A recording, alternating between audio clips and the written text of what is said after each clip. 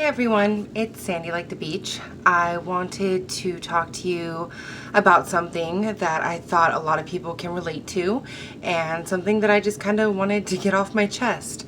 So I've started thinking about the whole bridal process, especially from a plus size woman's point of view.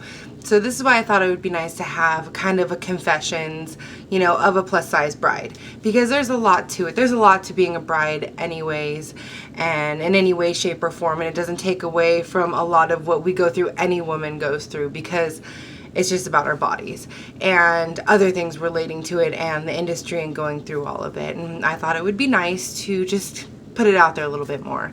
So I have been looking at a few different things and had some things go through my head when I see some of my friends that are brides and what they've put themselves through or what they are putting themselves through for those wedding day pictures. And I feel like a lot of people compare those pictures like they do for their high school pictures. Like, oh, look at how I was in high school. I was so much thinner. I was, I was more muscular or whatnot. And one, I think it's always a little ridiculous to compare yourself to your high school self because your bodies weren't even fully developed. And we know we are always our own worst critics, but when you're in high school, there's 1,000 more critics, or at least at our school it was. And so, but I find women and some men, but mainly women, doing the same things with their wedding pictures, years later, because a lot of the extremes they go to, it's like the yo-yo diets, and sometimes you gain weight afterwards. It's just part of the process. For some people, not for everybody. This is always some people. And I find themselves later comparing themselves to their wedding pictures. And I see that struggle like, oh God, I looked so good at my wedding. And it's the truth. I mean, they look amazing, but they change themselves so much. And I struggled after I was engaged if I wanted to lose weight. And I actually got married at my heaviest weight. And even though that's not something to be proud of, at the same time, it is, because I knew that my husband loved me for every bit of me through the whole process of everything. And I was still healthy. I mean, I watched what I was eating just for general protocol, cut a little bit of carbs in certain places, didn't always have croutons. I'm not saying I didn't do anything to enhance what I wanted, but it wasn't anything dramatic. And I feel that people go to such lengths that it's just unnecessary, and it might be necessary for them so they feel better about it, but I feel that those are the same people that are constantly comparing themselves to that picture and that day, and 5-10 years later, more or less, they're trying to go on something again get that body that they wanted, for them to achieve that again. And it's so crazy. I mean, and of course I've been watching a lot of Netflix, and there's this show that they have called Unveiled, and it is insane. I've only watched one episode so far, and what some people go through is crazy. And I get it though, and it burns my heart to see that somebody so beautiful can be, so in their head and so insecure that they're taking these crazy drastic measures like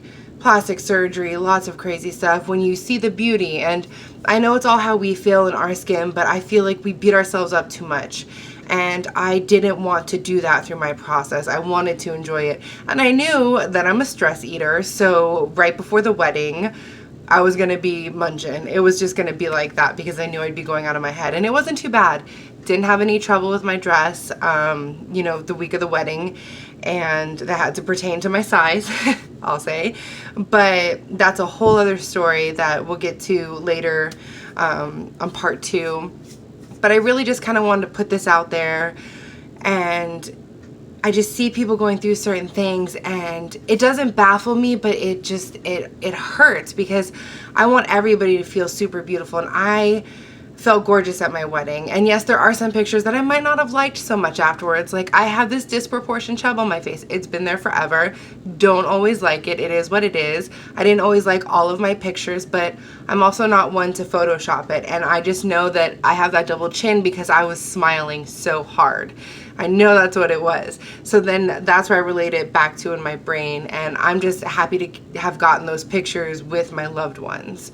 But I just see people on that wedding grind, and it really grinds my gears.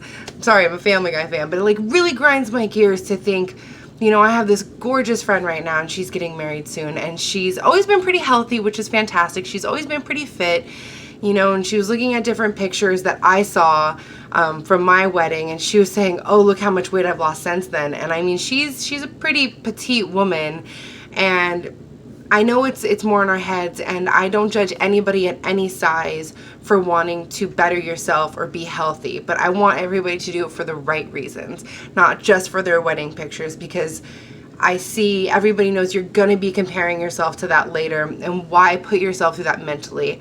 I knew that when my fiance / husband proposed to me, I mean, I've been battling weight struggles my entire life, and he's been very gracious about it, and he's smaller than I am, and except for he's taller, but you know, smaller than I am, and he's just so amazing, and I have never felt anything but beautiful around him, and he's great with that. And I knew with that I didn't have to change myself for the big reveal and for the first look or anything like that. And it was empowering, and it was such a strength, and I just wish more people could try and do that. But you know what?